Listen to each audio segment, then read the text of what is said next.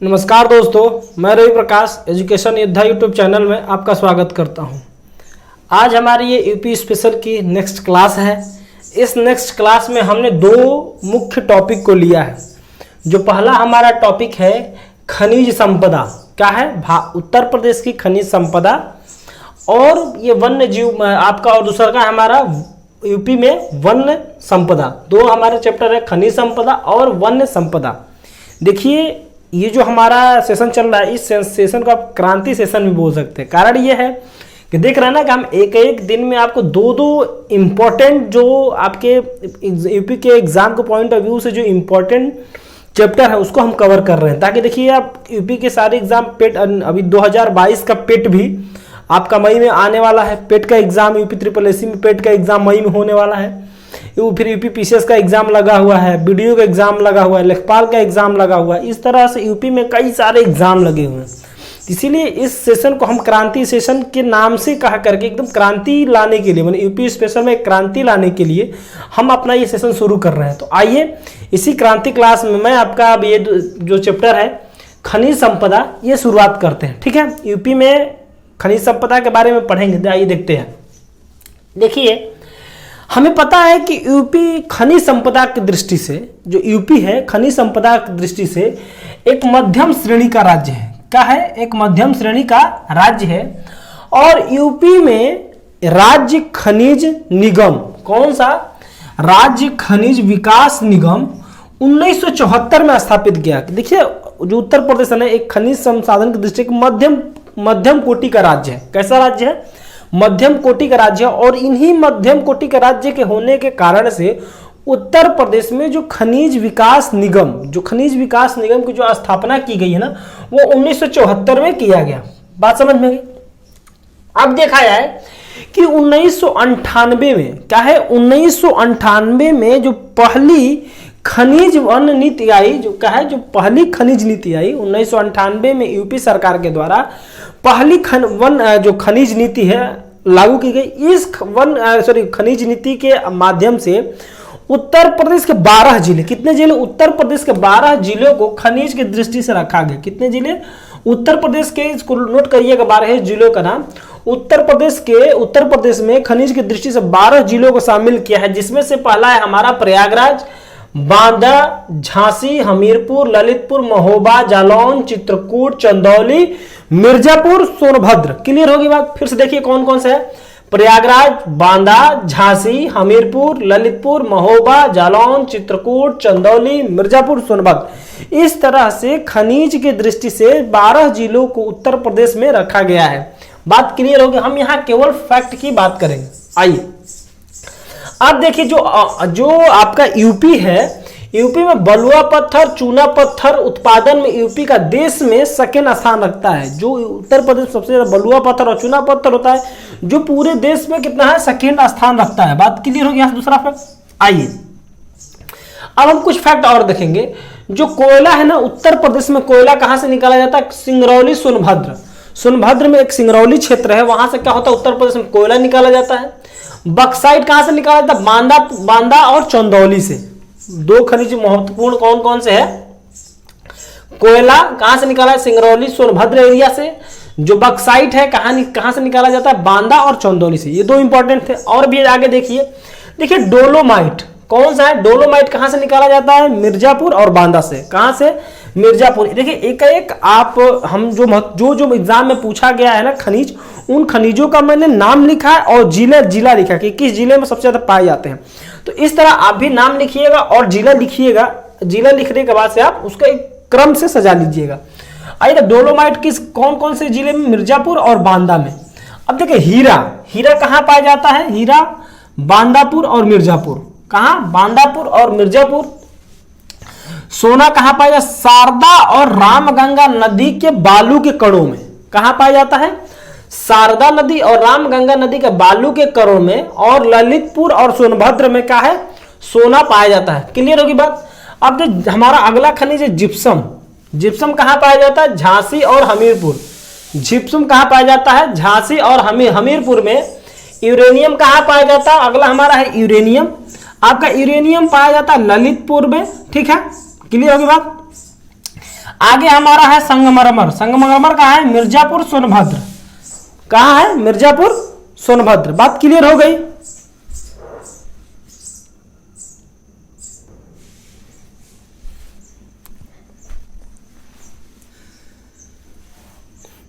आइए अब हमारा जो ये खनिज संपदा है, खनिज संपदा यहाँ अब समाप्त होता है। बस यहाँ से जो खनिज संपदा थे, जो इंपॉर्टेंट फैक्ट्स हैं, उस इंपॉर्टेंट फैक्ट्स को मैंने लिखा था, यहाँ पर हमारी खनिज संपदा समाप्त होती है मित्रों।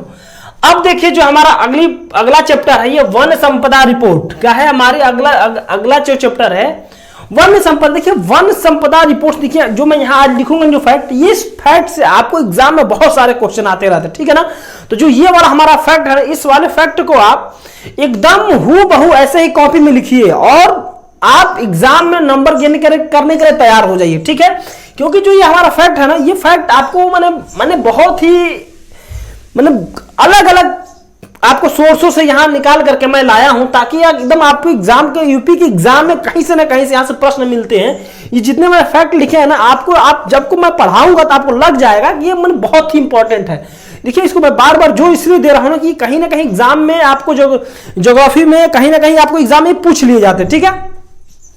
तो आपको इनको ध्यान रखना है, ठीक है ना। चलिए ये बात हो गई। अब यहां से हम देखते हैं वन संपदा रिपोर्ट। देखिए जो उत्तर प्रदेश में कुल वनों का क्षेत्रफल, इसको अपने कॉपी में लिखिए 14,850.65। कितना है? 14,805.65 किलोमीटर स्क्वायर। पूरे उत्तर प्रदेश में इतना वन क्षेत्र पाया जाता है। पहली बात होगी हमारा पहला फैक्ट। और ये दूसरा फैक्ट है, पूरे प्रदेश का भूभाग के 6.15% पर क्या है हमारा ये 6.15% क्या है? 6.15% प्रतिशत में है। जो ये है ना पूरे क्षेत्रफल का 6.15% है। बात यहां से क्लियर होगी। अब देखिए जो भारत में जो ये वन रिपोर्ट है ना, ये जो वन रिपोर्ट है ना, ये वन रिपोर्ट ने वनों को 3 मुख्य वनों में बांटा है। जो ये वन रिपोर्ट है ना, वनों को 3 वनों में बांटा है। जो हमारा पहला अति सघन, अति सघन का मतलब जहां पर बहुत ज्यादा जो सघन होता है वैसे सघन। उसके बाद से मध्यम सघन, जो थोड़ा हल्का फुल्का कम सघन हो। उसके बाद से खुले वन, जो बहुत ही खुले टाइप के वन हो, ऐसे वन को ही हम क्या बोलते हैं। तो अब देखिए अति सघन जो वन है, अति सघन वन में कितने किलोमीटर में है? 2600 कितना है? 2616 किलोमीटर, ठीक है। ये अति सघन है। उसके बाद यहां पर 4080 कितना? 4080 क्या है? मध्यम सघन वन है। और 8900 कितना? 8900 क्या है? ये खुले वन है। यानी भारत में सबसे, यूपी में सबसे ज्यादा किस प्रकार के वन है? खुले वन है। यूपी में किस प्रकार के वन है? खुले वन है, ठीक है। तो अब देखिए जो अति सघन वन का प्रतिशत है 1.09%। एकदम अहूबहू लिखिए। उत्तर प्रदेश में अति सघन वन कितने हैं? 1.09% है। मध्यम कितने हैं? 1.69% है। और खुले वन कितने? 3.37% है। यहां से अब आप देख सकते हैं वनों की, ठीक है ना, वनों का अति सघन, मध्यम सघन, खुले वन, इनका हमने किलोमीटर में भी बना दिया और इनका प्रतिशत में भी मैंने डाटा बता दिया। इसको आप हूबहू अपने कॉपी में लिखिए। आइए अब यहां से हम देखेंगे सर्वाधिक वनावरण वाले जिले। हम यहां से देखेंगे सर्वाधिक वनावरण वाले जिले, न्यूनतम वनावरण का नहीं, किसमें सबसे ज्यादा वन है और सबसे कम किसमें वन है। तो सर्वाधिक हम चार राज्यों की बात करते हैं। इसलिए चार जिलों की बात करेंगे ना कि एग्जाम में हम सबको पहला दूसरा तो पता होता है, लेकिन तीसरा चौथा नहीं पता होता है। और देखिए एग्जामिनर हमारे माइंडसेट को जानता है कि हम पहला और दूसरा तो याद करते हैं, लेकिन तीसरा चौथा नहीं याद करते हैं। तो एग्जामिनर अब देखिए जो क्वेश्चन का ट्रेंड है ना, वो अब ट्रेंड मित्रों बदल रहा है, ठीक है ना। तो बस हमें इसी ही ट्रेंड को पकड़कर चलना है और एग्जाम को क्रैक करना है, ठीक है ना। तो इसलिए हमने 4 जिलों के लिए, देखिए 4 जिलों से आगे की संभावना नहीं है, 4 जिलों तक की संभावना बनती है। अक्सर आप एग्जाम के में देख सकते हैं तो इसीलिए हमने 4 जिलों के लिए, इन 4 जिलों का आपको भी याद करना और अपने कॉपी में लिखना है, ठीक है ना। आइए देखते हैं सर्वाधिक वनावरण वाले उत्तर प्रदेश के 4 जिलों में कौन कौन सा सर्वाधिक है। लखीमपुर खीरी पहला है, दूसरा सोनभद्र, तीसरा हरदोई, चौथा सीतापुर।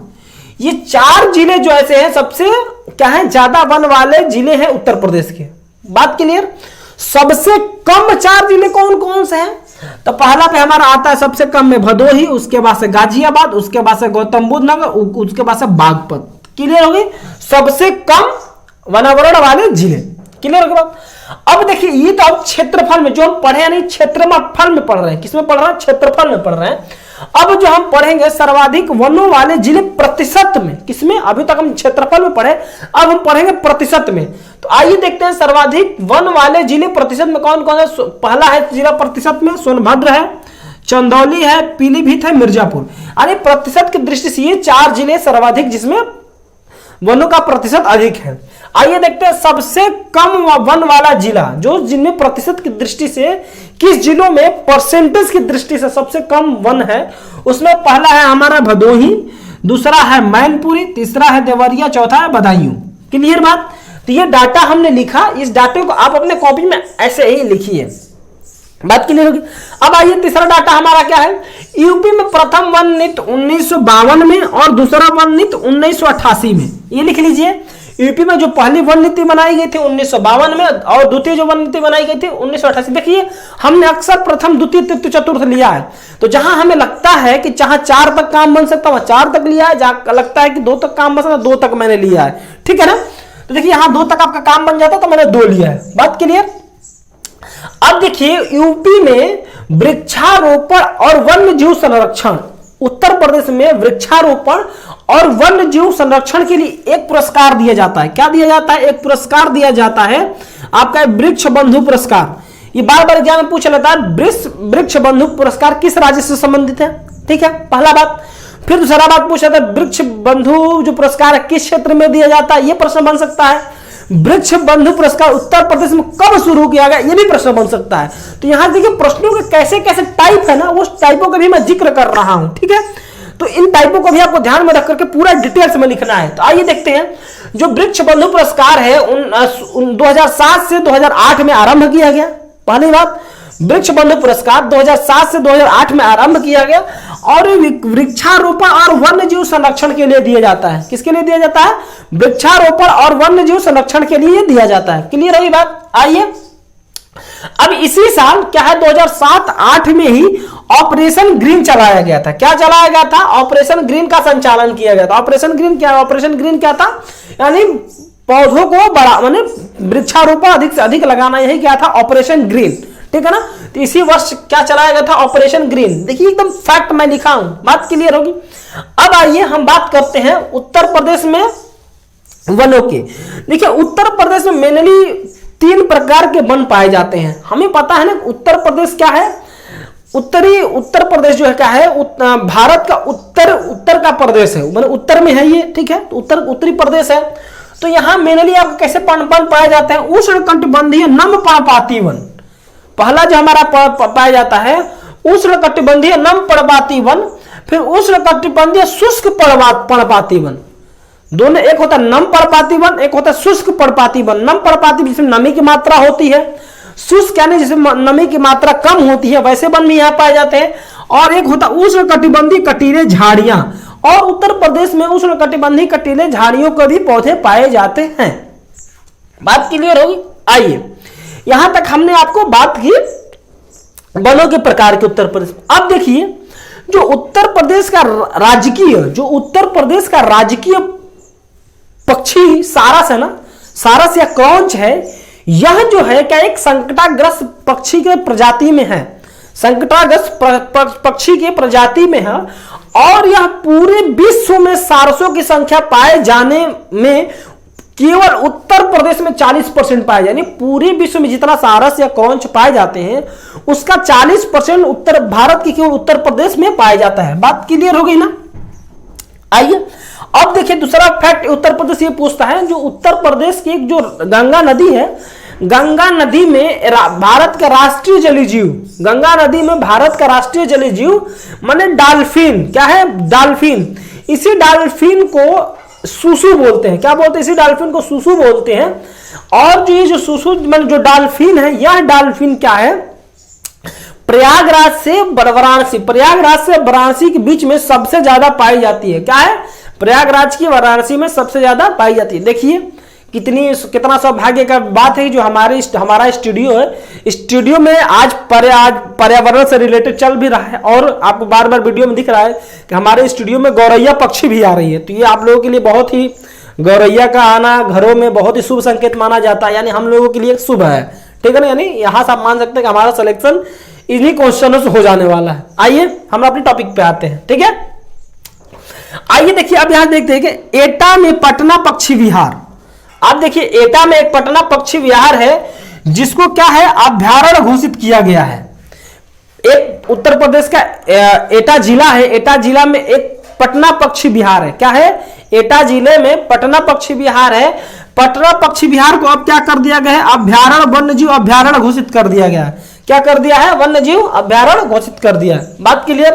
अब आइए हमारा अगला जो फैक्ट है, उत्तर प्रदेश में काला हिरण। ये बार बार क्वेश्चन पूछता है उत्तर प्रदेश में काला हिरण कहां पाया जाता है? तो उत्तर प्रदेश के दो जिले, एक अलीगढ़ प्रयागराज। कौन सा है? एक अलीगढ़ प्रयागराज। अलीगढ़ का एक क्षेत्र है भागना और प्रयागराज का एक क्षेत्र मेजा और कोराम। इन दोनों क्षेत्रों में क्या पाया जाता है? काला हिरण पाया जाता है और इनके लिए यहां संरक्षण की व्यवस्था भी राज्य सरकार के द्वारा की गई है। बात क्लियर हो गई? आइए आगे देखते हैं।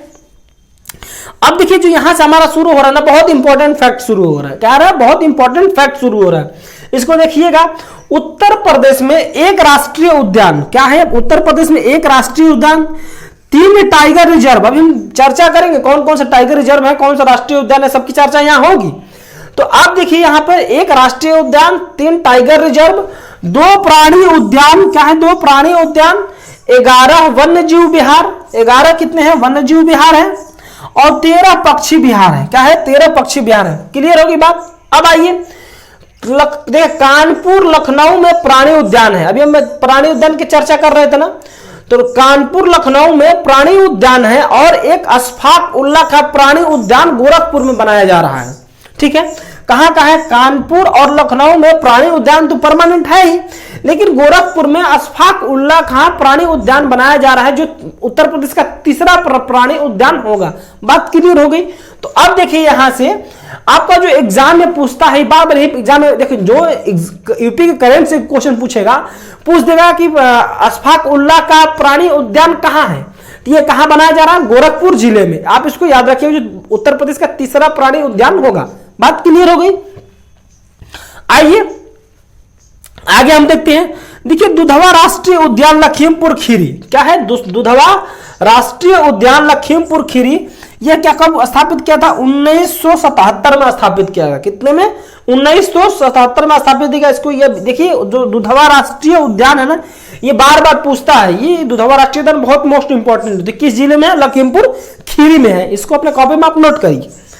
आगे आइए, दुधवा राष्ट्रीय उद्यान 1997 में और किशनपुर व कतरनिया घाट वन्य जीव।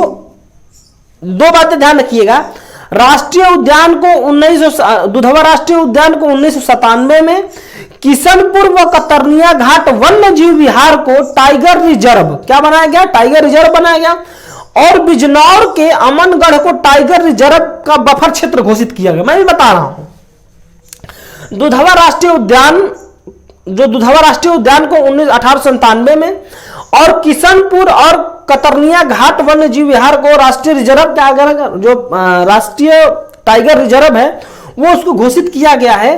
और बिजनौरपुर का एक अमनगढ़ क्षेत्र है। क्या है? अमनगढ़ को टाइगर रिजर्व का बफर क्षेत्र घोषित किया गया है। क्या क्या है? टाइगर रिजर्व का बफर क्षेत्र। बार बार क्वेश्चन पूछता है कि उत्तर प्रदेश में टाइगर रिजर्व का बफर क्षेत्र कौन सा है? तो बिजनौर का कौन सा है? अमनगढ़। बिजनौर का कौन सा है? अमनगढ़। क्लियर बात होगी? आइए, शाहजहांपुर के वन क्षेत्र को मिलाकर, देखिए ये अगला पॉइंट है। शाहजहांपुर, जो शाहजहांपुर जिला, शाहजहांपुर के वन क्षेत्र को मिलाकर पीलीभीत टाइगर रिजर्व, कौन सा? पीलीभीत टाइगर रिजर्व 2014 में घोषणा की गई थी और यह राज्य का दूसरा टाइगर रिजर्व था और देश का 45वां। देखिए मैंने पूरा क्रम में एक फैक्ट्स लिख दिया है कि जो आपका शाहजहांपुर के जो वन क्षेत्र को मिला करके पीलीभीत टाइगर रिजर्व बनाया गया। यह कब बनाया गया? 2014 में इसकी घोषणा हुई और यह राज्य का दूसरा क्या था? टाइगर रिजर्व था और यह देश का 45वां टाइगर रिजर्व था। बात क्लियर होगी? तो ये था हमारा टाइगर रिजर्व और आपको वन्य जीव। ठीक है, अब यहां देखिए मैंने कुछ लिस्टिंग किया है। क्या है? कुछ लिस्टिंग किया है। इस लिस्ट को आप ध्यान से देखिएगा। इस लिस्ट से आपको हर साल किसी न किसी उत्तर प्रदेश के एग्जाम में आपको क्वेश्चन मिल ही जाएगा।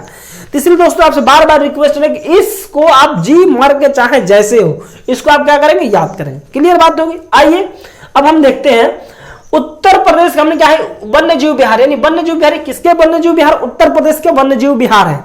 क्लियर है बात? तो आइए यहां से देखते हैं पहला जो हमारा वन्य जीव बिहार है कौन से? चंद्रप्रभा। देखिए हमने इसको पहले लिखा है, कारण भी है इसका पहले लिखने का। जो चंद्रप्रभा वन्य जीव बिहार है यह किस जिले में है? जिला याद करिए, चंदौली। और यह सबसे पुराना वन्य जीव बिहार है। क्या? सबसे पुराना जो वन्य जीव बिहार है जो 1957 में बनाया गया था। कब बनाया गया था? 1957 में बनाया गया था।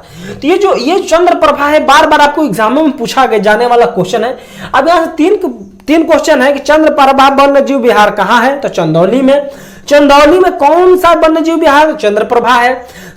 उत्तर प्रदेश का सबसे पुराना वन्य जीव बिहार कौन सा है? तो चंद्रप्रभा वन्य जीव बिहार। क्लियर होगी बात? आइए हम देखते हैं किशनपुर और दुधवा राष्ट्रीय पार्क ये कहाँ है? किशनपुर और दुधवा राष्ट्रीय पार्क कहाँ है? लखीमपुर खीरी में। कहाँ है? लखीमपुर खीरी में। जिला भी याद रखिएगा। कतरनिया घाट कहाँ है? बहराइच में। कहाँ है? बहराइच में। रानीपुर कहाँ है वन्य जीव बिहार? चित्रकूट में। राष्ट्रीय चंबल कहाँ है? इटावा में। कहाँ है? और राष्ट्रीय चंबल वन्य जीव बिहार कहाँ है? इटावा में। महावीर स्वामी, ये इंपॉर्टेंट है, महावीर स्वामी कहाँ है? ललितपुर में। और ये सबसे छोटा वन्य जीव बिहार है। क्या है? महावीर स्वामी ललितपुर में है जो सबसे छोटा वन्य जीव बिहार है। क्लियर बात? आइए देखते हैं सुहागी बरवा वन्य जीव बिहार। क्या है? सुहागी बरवा वन्य जीव बिहार कहाँ है? महाराजगंज में। कहाँ है? महाराजगंज में। कैमूर वन्य जीव बिहार कहाँ है? सोनभद्र में। सुहेलवा वन्य जीव बिहार कहाँ है? सुहेलवा वन्य जीव बिहार कहाँ है? श्रावस्ती में। कछुआ जो ये पूछा है एग्जाम में, देखिए कछुआ वन्य जीव बिहार कहाँ है? वाराणसी में। ये इंपॉर्टेंट है, इसको इंपॉर्टेंट करके लिखिएगा। कछुआ वन्य जीव बिहार कहाँ है आपका? वाराणसी में। बात क्लियर हो गई? आइए यहां से फिर तो अगला जो फैक्ट है हमारा, प्रदेश में सर्वाधिक क्षेत्रफल में विस्तृत माने सबसे ज्यादा बड़ा प्रदेश में सर्वाधिक क्षेत्रफल में विस्तृत कौन सा है? हस्तिनापुर वन्य जीव बिहार। कौन सा है? वह हस्तिनापुर वन्य जीव बिहार। और ये कौन कौन से जिलों में विस्तृत है ये देख लीजिए आपका। यह मेरठ, मुजफ्फरपुर नगर और गाजियाबाद। यह क्या 3 जिलों में विस्तृत है? मेरठ, मुजफ्फरनगर और गाजियाबाद जिलों में हस्तिनापुर वन्य जीव बिहार जो है उत्तर प्रदेश के सर्वाधिक क्षेत्रफल में विस्तृत वन्य जीव बिहार है। आइए अगला जो फैक्ट है हमारा बब्बर शेर सफारी पार्क, इसको याद रख लीजिए, बहुत इंपॉर्टेंट है, ये भी इंपॉर्टेंट है। बब्बर शेर सफारी पार्क कहाँ? इटवा में। कहाँ है? बब्बर शेर सफारी पार्क इटवा में। क्लियर हो गई? आइए आगे हम देखते हैं पक्षी बिहार। क्या है हमारा अगला टॉपिक? है पक्षी बिहार। देखिए दोस्तों हम इस वीडियो की शुरुआत में ही बताए थे कि जो हमारा ये चैप्टर, ये जो हमारा आज का सेशन है, ये सेशन एक क्रांति सेशन है। हम क्रांति सेशन ऐसे ही नहीं बोले थे क्योंकि देखिए क्रांति मचा कर रख दिया है। जो ये सेशन है ना, हम क्रांति मचा दिया है, इसके बाहर कोई प्रश्न जाने वाला नहीं है। तो इसलिए आप भी एक क्रांति इस क्रांति को एक क्रांतिकारी की तरह लीजिए। अगर क्रांतिकारी की तरह नहीं लेंगे तुरंत परास्त हो जाएंगे, एकदम भुजंगी परास्त कर देगा ये। इसलिए आपको एकदम इंपॉर्टेंट आज का सेशन चल रहा है। आइए हम अपने टॉपिक पे आते हैं और देखते हैं आपका कौन सा वन्य जीव बिहार।